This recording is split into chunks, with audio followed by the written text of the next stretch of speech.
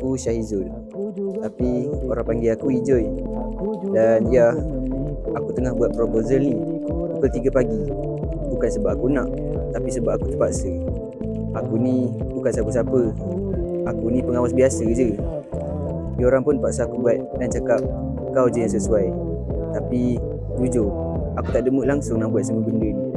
Tapi bila aku fikir balik, kalau benda ni jadi, mungkin okey juga. Engkau ke yang bukan nama Izaz? Asal? Tak guna. Sebagai hukuman kau pergi bersihkan tempat projek tu. Boleh tak? Boleh.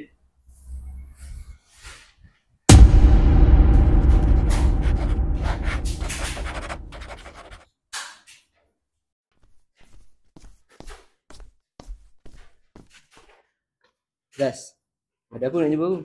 Dah je.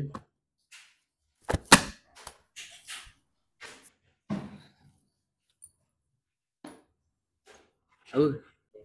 Aku nak bincang pasal aku, kau, Izzat. Aku dah start tak suka Izzat dengan projek tak guna. Kau je boleh tolong aku. Kau nak nama kau baik balik kan? Ini je cara. Kau setuju tak? Setuju. Kau gerak dulu. Banyak lagi kerja nak buat. Okay, ciao dulu.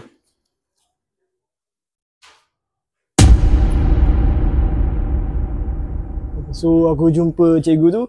Cikgu tu pun kata lah. Dia kata, stop. Mana duit yang aku suruh kumpul tu? Ada ni je bang. Ni je? Mak, the flash pula. Bang tu? Silat. Silat. Terbang. Ciao. Okay. Sekejap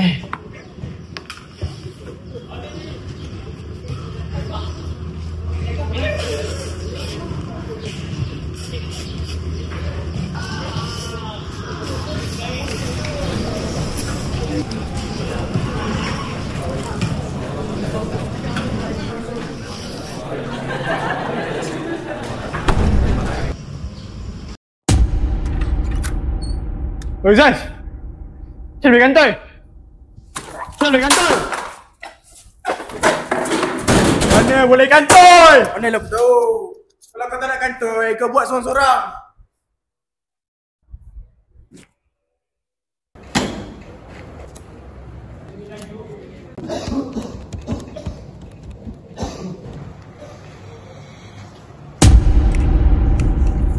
bro.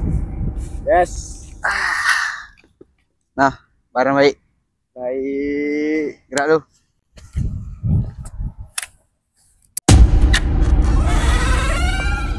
Assalamualaikum cikgu. Proposal yang cikgu minta dah selesai.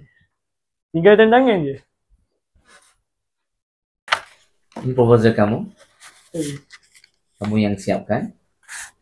Proposal ni sangat menarik, sangat jauh ke harapan dan boleh berjaya. Tahniah. Tapi sayang, seribu kali sayang, proposal ini saya dapati bukan hasil dari tangan kamu sendiri. Jangan banyak cakap. Saya sudah pun menyiasat perkara ini. Bahawasanya proposal ini tidak pun diuruskan oleh kamu, tapi diuruskan oleh orang lain. Jadi saya sangat kecewa dengan kamu sebagai seorang ketua umum. Kamu ibarat pagar makan padi. Dengan ini saya umumkan dan saya maklumkan, saya telah menyerahkan projek ini kepada Syahizul kerana ketidakjujuran dan amanah kamu dalam melaksanakan tanggungjawab. Kamu faham? Tapi ibu Muktamad dari saya dan saya serahkan perkara ini kepada Ijoy. Tidak ada excuse lagi. Kamu keluar sekarang. Muktamad dari saya, kamu keluar sekarang.